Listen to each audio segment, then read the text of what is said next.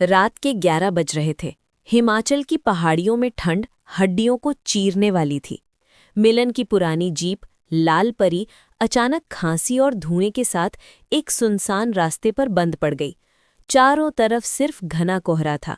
सन्नाटा इतना गहरा था कि उसकी अपनी सांसें भी शोर मचा रही थीं। फोन में नेटवर्क नहीं था।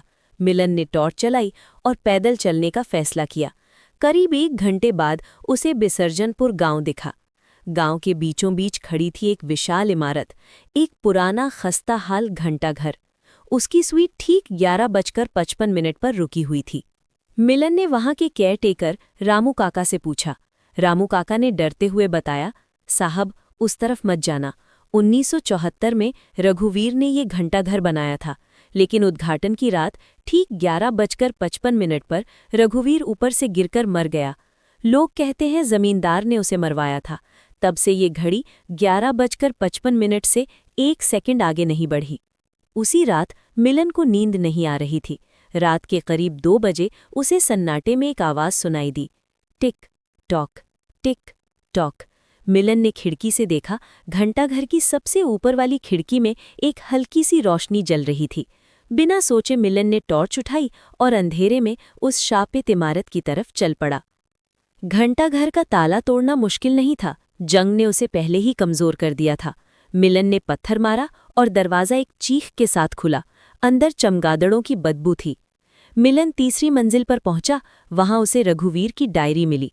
उसमें लिखा था, मैंने घड़ी के मेन गियर में एक राज छुपाया है। ये घड़ी तब तक नहीं चलेगी जब तक सच बाहर नहीं आता। तभी पीछे से आवाज़ आई, तुम्हें यहां नहीं आना चाहिए था। मिलन पलटा। वहां कोई भूत नहीं बल्कि गांव का सरपंच खड़ा था, हाथ में पुरानी बंदूक लिए। सरपंच उसी जमींदार का पोता था। सरपंच ने गोली चलाने के लिए बंदूक उठाई। मिलन ने जान बचाने के लिए पास लगा एक बड़ा लिवर खींच दिया।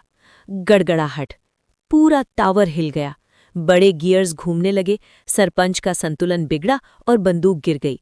मिलन ने मौका देखकर गियर में फंसा वो राज, वसीयत का डिब्बा, निकाल लिया।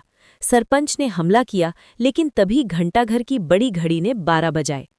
टोंग टोंग। आवाज इतनी तेज थी कि सरपंच घबराकर पीछे हटा और खिड़की से नीचे गिर गया, ठीक वैसे ही जैसे 50 साल पहले रघुवीर गिरा था।